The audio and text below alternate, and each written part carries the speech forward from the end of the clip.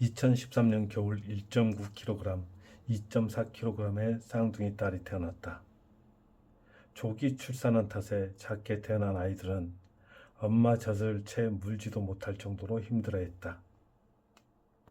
곤히 잠든 아이를 처음 안아보는 기쁨도 잠시. 아이의 울음소리와 함께 정신이 번쩍 들었다.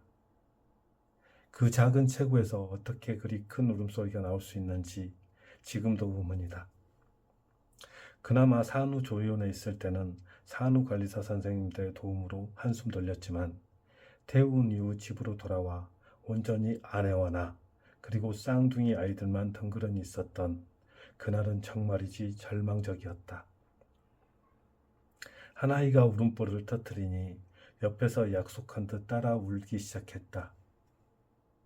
배고플까 싶어 젖을 물려봤으나 그래도 울고, 안아달라는 건가 싶어 안아줘 봤지만 그래도 울고, 자장가를 불러주며 재워보기도 하고 기저귀를 갈아줘도 봤지만 두 아이는 더 모청을 높여 울었다. 울다 지쳐 겨우 한 아이가 잠들고 이제 조금 쉴까 싶으면 얼마 뒤 다른 아이가 다시 울기를 반복했다. 임신 때부터 아내와 정독했던 온갖 육아사전은 실전 앞에 무용지물이었다. 군에 입대해서 자대 배치를 받은 뒤 이등병 신분으로 한겨울 혹한기 훈련에 나가 벌벌 떨었던 21살 겨울이 저자의 평생 가장 힘든 기억이었는데 쌍둥이 육아는 이미 그 강도를 훌쩍 넘어섰다. 사람은 적응의 동물이라 했던가. 처음에는 아이들이 무엇을 원하는지 파악하기가 무척이나 어려웠지만 결국 시간이 약이었다. 몇 달 녀석들을 관찰하고 세심히 살피다 보니 우는 소리, 떼쓰는 자세만 봐도 무엇이 필요하다고 말하는지 알 것 같았다. 이후 아이들이 우는 빈도는 점점 줄어들었고 몇 년 뒤 셋째가 태어났을 때 이미 시행착오를 충분히 겪은 뒤라 아이가 불편해하지 않도록 능숙하게 돌볼 수 있었다. 육아와의 전쟁을 치르며 얻게 된 교훈은 말 못하는 아이와 대화할 수 있다는 것이다. 본능적으로 몸부림치며 우는 갓난아이부터 돌 무렵 지나 말을 못하지만 자신의 의사표현만큼은 분명히 아이에게 이르기까지 우리는 관심과 노력을 통해 의사소통을 할 수 있다. 물론 이 같은 아이와의 대화는 우리 일상 대화보다 훨씬 더 세밀한 노력이 필요하다.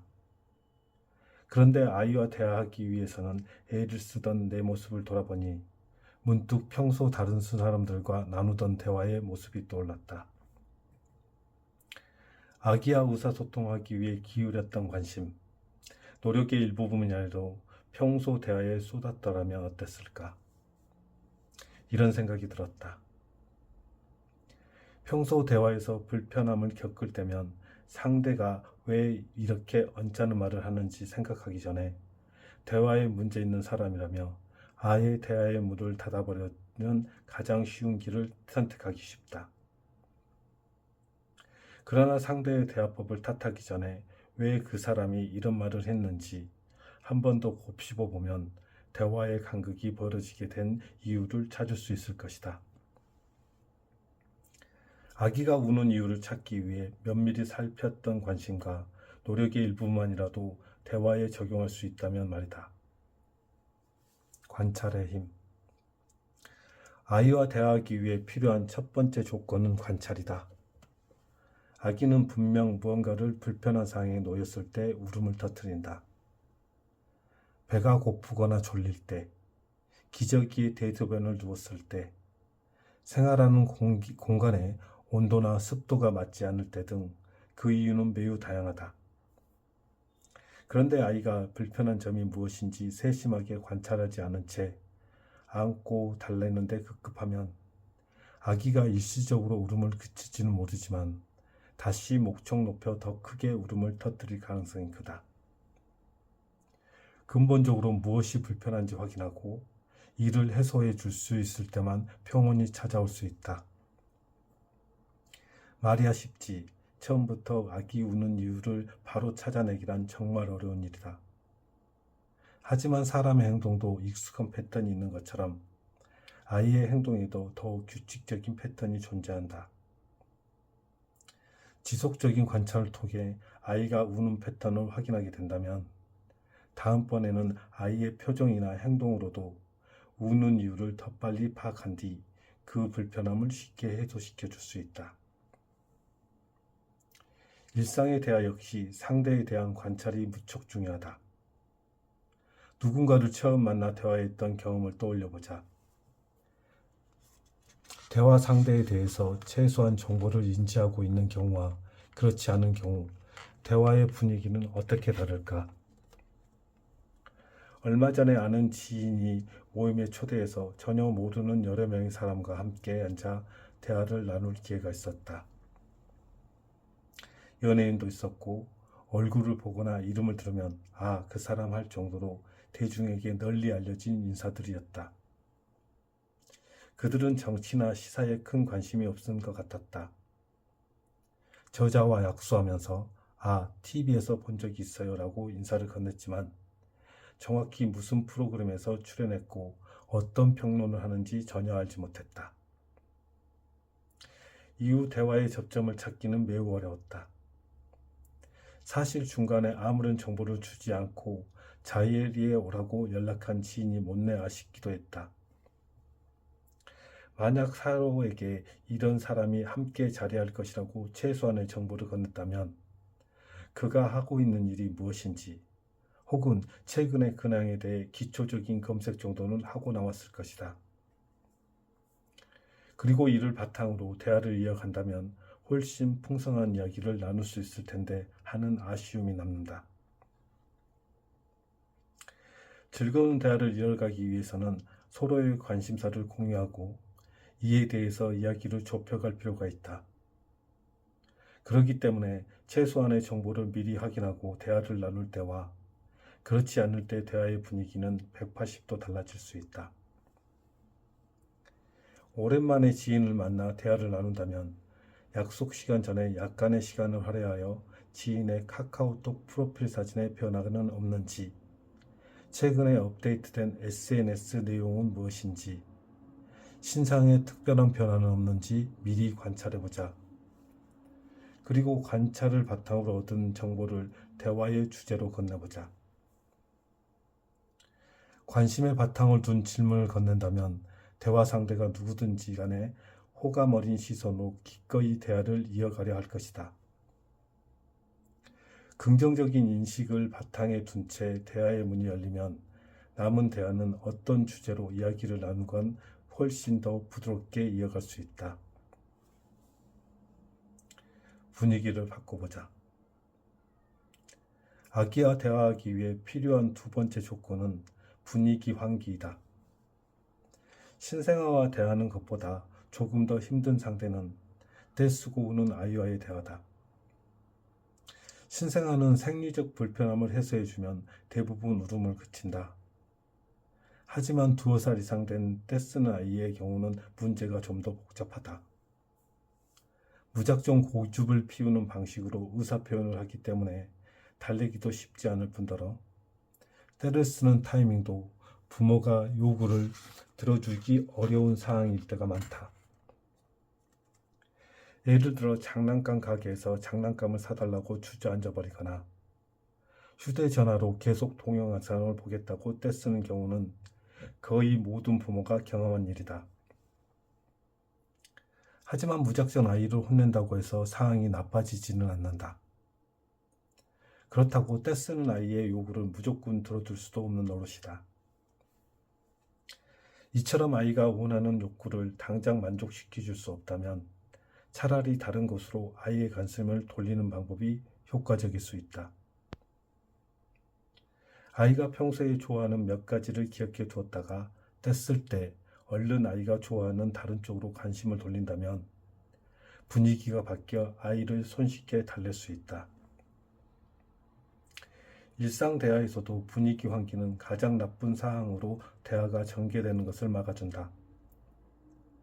만약 대화 중 상대가 자신의 입장을 고집하거나 순간의 기분을 추스리지 못하고 감정적으로 대응할 경우 자연스럽게 다른 주제를 꺼내 분위기를 환기시켜보자.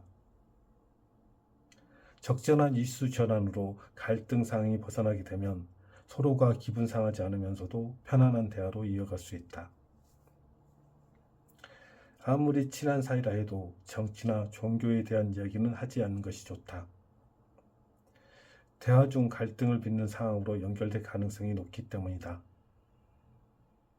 하지만 어쩔 수 없이 관련 주제로 대화를 하는 상황이 이어진다면 평소 상대방이 흥미있어하는 주제로 화제를 전환하는 것이 바람직하다. 그래서 사전에 상대의 흥미를 파악해 두는 것이 대화에 큰 도움이 된다. 참을인자 3번. 아이와 대화하기 위해 필요한 3번째 조건은 인내다.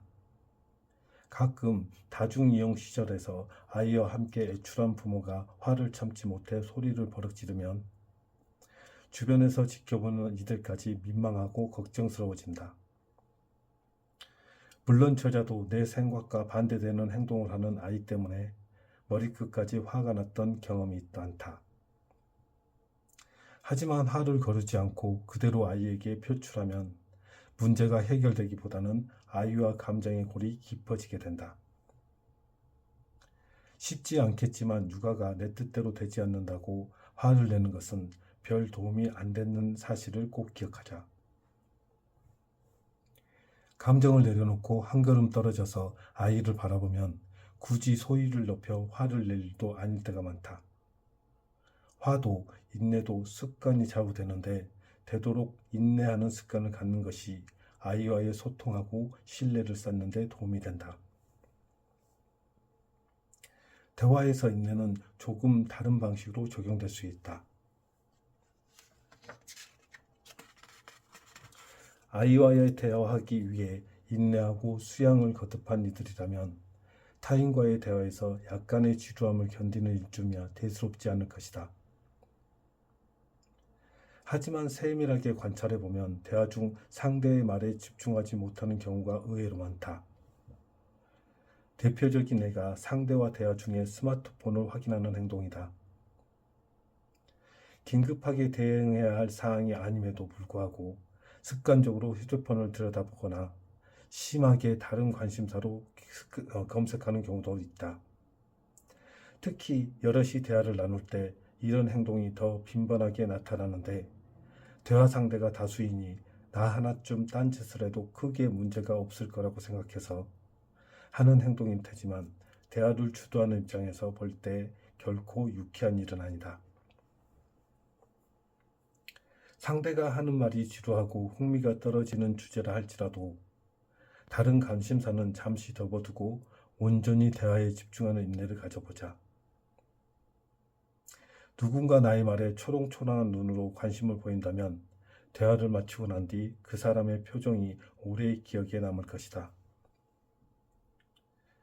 아주 혹시 넷째가 생겨서 다시 육아 전쟁을 치른다고 한다면 여전히 어려움을 호소할 것 같다. 하지만 분명한 것은 첫째와 둘째보다는 셋째가 수월했고 아마도 넷째의 경우는 조금 더 편안하게 아이와 소통할 수 있으리라 확신한다. 저자가 아이와 의사소통을 하며 경험한 대화의 방법은 다른 이들과의 대화 좀 수월하게 만드는 데 큰 도움을 주었다. 육아와의 사투를 경험한 이들이라면 그 경험을 일상의 대화에서 활용해보자. 서로가 즐거운 대화를 만들어갈 수 있을 뿐 아니라 상대에게 센스 있는 사람으로 기억될 것이다.